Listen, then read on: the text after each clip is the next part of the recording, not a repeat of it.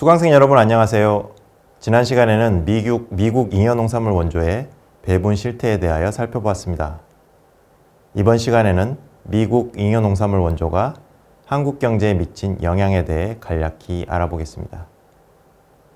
일제의 식민지배 하에서 조선은 쌀 수출국이었습니다. 미국 원조 당국은 그 점에 비추어 한국의 수출 산업으로 농업을 육성해야 한다고 주장하기도 했습니다. 하지만 해방 후 한국은 만성적인 식량 부족 국가였습니다. 의아할 수도 있는 일이지만 일본으로부터의 대규모 귀환과 한반도 북쪽 지역으로부터의 대규모 이주로 한국 인구가 크게 늘었다는 점을 고려할 필요가 있습니다. 그리고 실상은 식민 지배하의 쌀 수출도 만주로부터 좁쌀을 대량 수입하는 가운데 유지될 수 있었습니다. 화면의 그래프는 한국 정부에서 식량의 생산량, 수요량, 부족량을 추정한 것입니다. 여기서 수요량에는 가공용과 사료용도 포함되어 있습니다. 늘 식량이 부족한 상태였으며 생산량 대비 부족량의 비율이 높을 때는 40%에도 달했다는 것을 알 수 있습니다. 부족한 식량은 외국으로부터 수입해 채울 수밖에 없습니다. 그런데 1960년대 중반경까지는 수출이 충분하지 못하여 수입에 필요한 외화를 얻기가 어려웠습니다. 그러한 상황에서 숨통을 틔워준 것이 미국의 잉여농산물 원조였습니다. 달리 말하면 원조가 없었다면 한국 국민들은 식량 부족으로 고통을 받았을 것입니다. 미국으로부터 밀을 비롯한 많은 농산물이 도입됨에 따라 한국의 곡물 가격은 안정될 수 있었습니다. 그런데 시기에 따라서는 도입량이 과도하여 곡물 가격이 지나치게 억제되기도 했습니다. 특히 1950년대 후반에는 이승만 정부가 1달러당 500환의 환율 유지를 위해 물가 상승을 극도로 억제하고자 했습니다. 공산품의 가격이 상승하는 가운데 물가를 잡는 손쉬운 방법으로서 채택한 것이 농산물 원조를 늘려 물가지수에서 차지하는 비중이 높은 곡물 가격을 낮게 유지하는 것이었습니다. 1956년부터 1958년까지 보리가 대량 도입되고 1957년에는 쌀이 최초로 도입되었다는 것을 앞 시간에 말씀드린 바 있습니다. 이것은 모두 곡물 가격을 낮추어 물가를 잡으려는 의도에서 진행된 것이었습니다.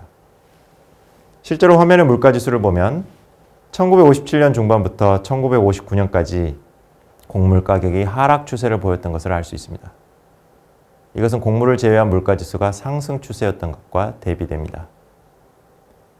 잉여농산물 도입을 통한 곡물 가격 안정은 정도는 달랐지만 1960년대에도 계속됐습니다. 박정희 정부는 잉여농산물 도입의 효과를 높이기 위해 강압적인 분식장려 운동을 펴기도 했습니다. 그 결과로 얻은 물가 안정은 경제 및 사회의 불안을 방지하였으며 공업화가 추진되는 상황에서 저임금을 가능하게 하였습니다. 하지만 동전의 다른 면에서는 농업과 농촌의 피폐가 야기되었습니다. 곡물 가격이 낮게 유지됨에 따라 농가 경제 수준은 개선되기 어려웠습니다.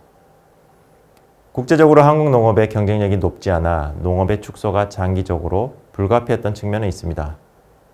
하지만 그렇다고 하더라도 잉여농산물 원조 때문에 충격이 더 크고 빠른 속도로 한국 농촌을 강타했던 것은 분명합니다. 이 부분은 당시부터 현재까지 지속적으로 비판의 지점이 되고 있습니다. 한편 잉여농산물 원조는 한국 정부의 재정 안정에도 기여했습니다.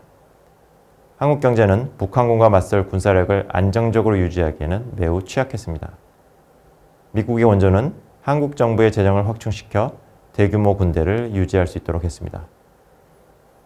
만일 원조가 없었다면 국방비 지출을 한국은행의 통화 발행을 통해 충당할 수밖에 없었을 것이고 한국 경제는 높은 물가 상승률에 시달렸을 것입니다.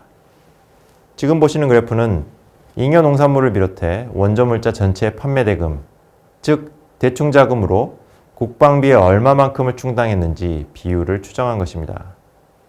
1950년대 후반에는 국방비의 40% 내외, 1960년대 초중반에는 50에서 60% 정도를 대충 자금으로 충당했던 것을 알 수 있습니다. 그중 잉여 농산물 판매 대금은 어느 정도였을까요? 한국 정부의 결산서에서 원조 종류별 판매 대금을 알 수 있습니다. 화면의 그래프는 전체 대충 자금 중 미 공법 485호에 근거한 잉여농산물 원조의 판매 대금이 어느 정도의 비율을 차지했는지를 회계연도별로 보인 것입니다. 1960년대 들어 미국이 한국에 제공된 증여의 중심이 AID 원조에서 PL480 원조로 이동함에 따라 이 비율 또한 상승했던 것을 알 수 있습니다. 단순 합계로는 전체 대충자금의 36%가 미 광법 485에 의거한 잉여농산물 원조로부터 발생했습니다. FOAIC 원조 중 잉여농산물 부문까지 포함하면 비율은 좀 더 상승할 것입니다. 요컨대 PL480 원조를 포함한 잉여농산물 원조는 국방비 보전을 통해 재정 안정에 기여했습니다. 잉여농산물 원조는 산업 발전에도 기여했습니다.